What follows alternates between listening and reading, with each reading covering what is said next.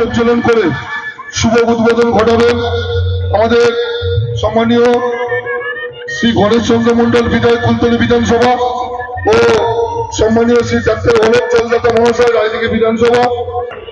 আমাদের মেলার শুভ উদ্বোধন ঘটছে দুই বিধায়ক সাহেবের হাত দিয়ে প্রদীপ প্রজ্বলনের মাধ্যমে শ্রী গণেশ চন্দ্র মন্ডল বিধায়ক কুলতলি বিধানসভা ও ডাক্তার অলোক জলদাতা মহাশয় বিধায়ক রায়দিঘি বিধানসভা। এছাড়া উপস্থিত আছেন মঞ্চে প্রদ্যুৎ অধিকারী কর্মাধ্যক্ষ জয়নগর 2 নম্বর পঞ্চায়েত সমিতি, উপস্থিত আছেন মিলন বিশিষ্ট সমাজসেবী, আমাকে বলবো প্রদীপ প্রজ্বলন করার জন্য, এবং উপস্থিত আছেন নলগড়া অঞ্চলের প্রধান সাহেবা রিঙ্কু গুড়িয়া, উপস্থিত আছেন প্রাক্তন প্রধান সুশীলা মন্ডল, উপস্থিত আছেন উদ্বোধনী যে মাঝি ষাট। সেই শুভ সুন্দর অনুষ্ঠান, মাঙ্গলিক অনুষ্ঠান, উদ্বোধনী অনুষ্ঠান পায়েলগাঁয়ে হয়ে গেছে আমাদের ভারতবর্ষের জম্মু কাশ্মীরে। আপনারা জানেন যে কয়েকজন আমাদের বাংলারও 3 জন পর্যটক গিয়েছিল, বেড়াতে গিয়েছিল, কিন্তু উগ্রপন্থীরা তাদেরকে নির্মমভাবে কিন্তু হত্যা করে। প্রায় 27 জনের মতো তারা মারা গেছেন। সত্যি আজকের আমাদের কাছে কিন্তু ভীষণ রকম ভাবে কষ্টকর ব্যাপার। আমরা অবশ্যই এখান থেকে সেই পরিবারের তাদের সদস্যদের সমবেদনা জানাই, তাদের আত্মার শ্রদ্ধা কামনা করি, শান্তি কামনা করি। মিলিয়ে সবাই মিলে কিন্তু আমাদের পশ্চিমবঙ্গে দুর্গাপূজাটাকেও যেমন অনুষ্ঠিত করে, এই গোষ্ঠীর মেলাটাকে অনুষ্ঠিত করে। আমার বক্তব্য দীর্ঘায়িত করব না, শুধু একটা কথা বলবো যে আমরা বাংলার ঐতিহ্য, বাংলার কৃষ্টি, বাংলার সংস্কৃতিকে ধরে রেখে অবশ্যই আমরা যারা এই কুলতলি বিধানসভার মানুষ, রায়দিঘি বিধানসভার মানুষরা, যে পাশাপাশি আমরা মানুষরা আছি, তাদের সুন্দর রকম ভাবে ধর্ম বর্ণ সমস্ত কিছুর ঊর্ধ্বে উঠে গিয়ে, দলমতের সমস্ত কিছু ঊর্ধ্বে উঠে গিয়ে আমরা এই নলগড়ার মেলাটাকে যাতে আগামী দিনেও আমরা সেটাকে চালিয়ে নিয়ে যেতে পারি, আপনাদের কাছে সেই সদিচ্ছা প্রার্থনা করে, কামনা করে, আপনাদের মঙ্গল কামনা করে আবার আগামী বছর আবার আমাদের সাক্ষাৎ হবে। আমি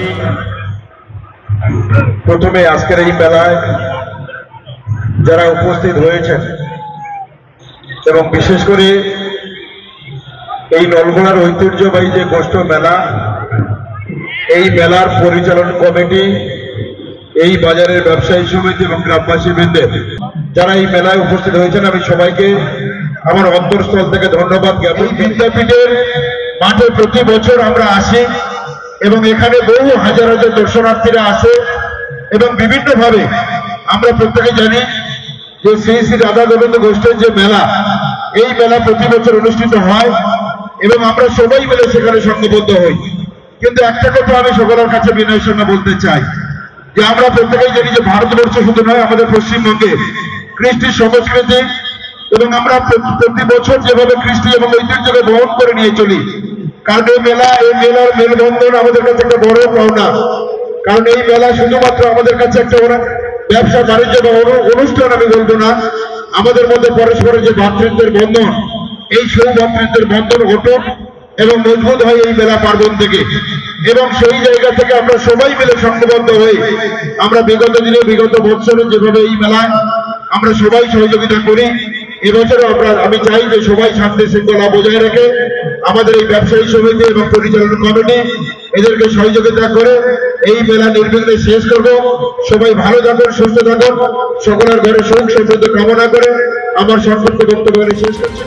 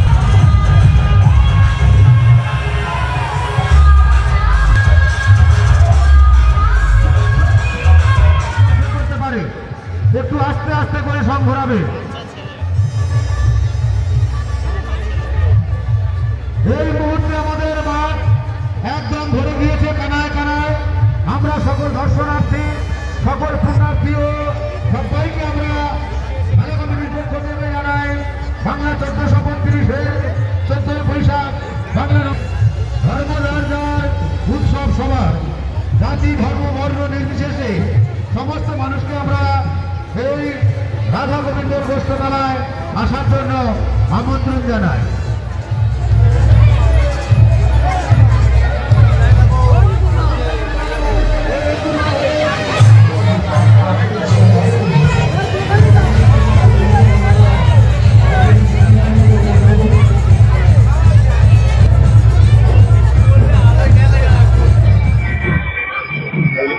দূরান্ত থেকে দর্শনার্থীরা এসেছেন।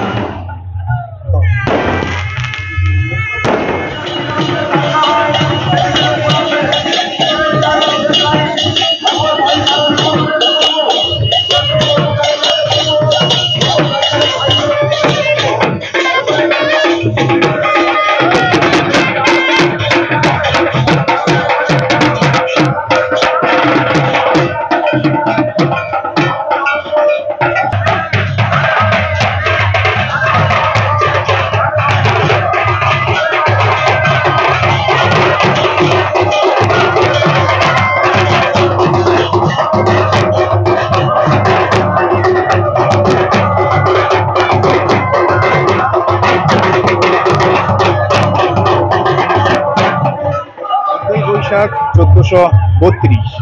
আমরা এই মুহূর্তে রয়েছি ভারতবর্ষের পশ্চিমবঙ্গের দক্ষিণ চব্বিশ পরগনা জেলার ফুলতলি থানার অন্তর্গত একটি ঐতিহ্যবাহী মেলা। গ্রাম বাংলার সংস্কৃতি দেখতে মূলত এখানে আসা এবং আজকের এখানে বিশেষ দিনে এসে আমরা হাজির হয়েছি। এখানে চলছে গ্রাম বাংলার যে একটা ঐতিহ্যবাহী পরম্পরা গ্রামীণ গোষ্ঠ মেলা। এই গোষ্ঠ মেলা চলছে নলগড়াধাম বৈকুণ্ঠ বিদ্যাপীঠের স্কুল প্রাঙ্গণে এবং বহু বছরের প্রাচীন এই মেলা। সেই মেলা বহু দূর দূরান্ত থেকে প্রায় কয়েকশো বিগ্রহ আসে, মূলত রাধাকৃষ্ণের বিগ্রহ এখানে নিয়ে আসেন। এতদ অঞ্চলে বিভিন্ন গ্রাম বাংলার মানুষজনরা তারা বিগ্রহ নিয়ে এসে এখানে তাদের ঠাকুর দালান রয়েছে, সেখানে তারা অবস্থান করে। সারা রাত ধরে এখানে পুজো অর্চনা চলে। তারপরে সেখান থেকে আবার সারা রাতের পর বিভিন্ন বিগ্রহ যারা যেখান থেকে এসেছেন সেখানে আবার তারা ফিরিয়ে নিয়ে যাবেন। এবং এই উপলক্ষে এতদ অঞ্চলে বিশাল জমকালো অনুষ্ঠান হয় কদিন ব্যাপী। যাত্রা, গাজন, বিভিন্ন কীর্তন, কবি গান, দরজা গানের লড়াই চলে। তেমন একটি ঐতিহ্যবাহী মেলা প্রাঙ্গণ নলগড়াধাম বৈকুণ্ঠ বিদ্যাপীঠের। এবং এর একটা বৈশিষ্ট্য হচ্ছে এখানে বিনোদনের জন্য এখনো পর্যন্ত এতদ অঞ্চলের মানুষজনরা সংসেজে নৃত্য পরিবেশন করে, বিভিন্ন রূপ দেওয়ার চেষ্টা করে। রামায়ণ, পৌরাণিক, মহাভারতের কাহিনীগুলো এরা সঙ্গের মাধ্যমে তুলে ধরার চেষ্টা করে, যেগুলো গ্রাম বাংলার বুক থেকে আস্তে আস্তে হারিয়ে যাচ্ছে। তেমন একটি মেলা প্রাঙ্গণ। মেলা মানেই বিকিকিনির ভিড়, সেগুলো পুরো মাঠ জুড়ে বিভিন্ন প্রান্তে রাউন্ড হয়ে বসে। এটা তো স্বাভাবিক, গ্রাম বাংলার একটা পরম্পরাগত ঐতিহ্য।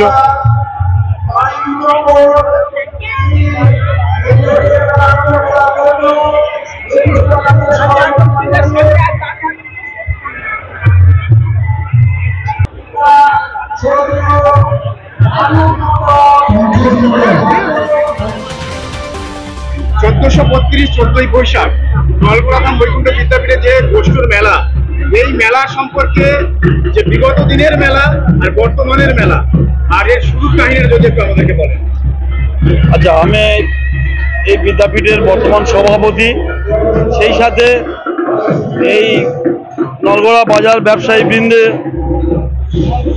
যাদের পরিচালনায় এই গোষ্ঠ মেলা, এই গোষ্ঠ মেলায় আমি উপদেষ্টা মণ্ডলীর মধ্যে আছি। আমার সঙ্গে দাদা নিমাই মণ্ডল আছেন, উনিও উপদেষ্টা মণ্ডলীর মধ্যে আছেন, তথা উনি বর্তমান গ্রাম পঞ্চায়েতের উপপ্রধান সাহেব। লঙ্গড়া এই গোষ্ঠ মেলা বহু পুরানো ঐতিহ্যশালী একটা গোষ্ঠ মেলা,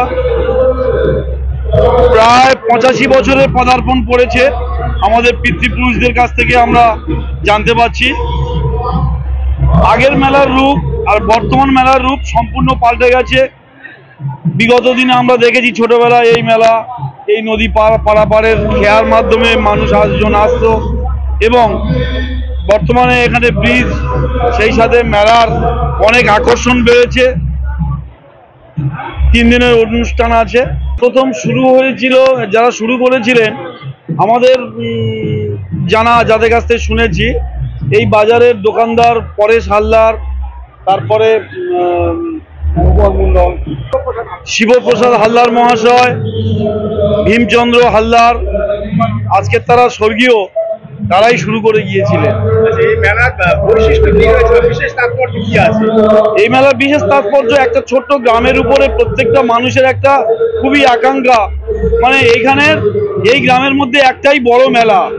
বিশেষ আকর্ষণ বলতে এখানে আতশবাজি, সং, হ্যাঁ মাটির সং, হ্যাঁ মানুষ রূপী যে মাটির সং এখনো পর্যন্ত এই মেলাতেই আমরা প্রচলন আছে। সেই সাথে যেটা সং হয়, মেলার আকর্ষণ হরিনাম, বাজাদার এগুলো থাকছে। এবং এই গ্রামের তথা এই গ্রামের বাইরেও যে আমাদের বিগ্রহ আসে 70 জোড়া, গত বছর এসেছিল 70 জোড়া, এবছর আরও ঠাকুরের সংখ্যা অনেক বেড়েছে। যারা মানুষজন এই বিগ্রহগুলো আনে, অনেক খরচ খরচা করে এই মেলাতে আসে। দিনের পরিকল্পনা এই মেলা আরও ব্যাপকভাবে প্রসার হবে, বিভিন্ন আচার অনুষ্ঠান, এবং আমরা এই মেলায় এখন যোগাযোগ ব্যবস্থাটা খুব ভালো হয়েছে, যার জন্য বহু দূর থেকে এই মেলায় লোকজন আসে। লোকজন কেমন হয় আপনাদের মেলাতে? লোক এখানে প্রায় 10-12-15 হাজার করে লোক হয় প্রতি বছর। 20,000-ও ছাপিয়ে যায়। সেটা কি এক রাতের জন্য? না, আমরা এখানে 3 রাত, প্রথম দিন গোষ্ঠ মেলা 14ই বৈশাখ, এবং 15ই বৈশাখ আমাদের এখানে সাংস্কৃতিক অনুষ্ঠান আছে, যেটা মানে ফাংশন বলে। বিভিন্ন কলকাতার বড় শিল্পীরা সমন্বয়ে এখানে ফাংশন হয়, সেটা আগামীকাল। আর 16 তারিখে আগামী পরশু আমার যাত্রা আছে এখানে, শ্রীনন্দী কোম্পানির যাত্রা। তাদের প্রতি বার্তা আমাদের একটাই, যে আসুন, এখানে উপভোগ করুন, এবং নিরাপত্তার দিক দিয়ে এখানে খুবই সুরক্ষিত থাকবেন, এইটুকু বলতে পারি।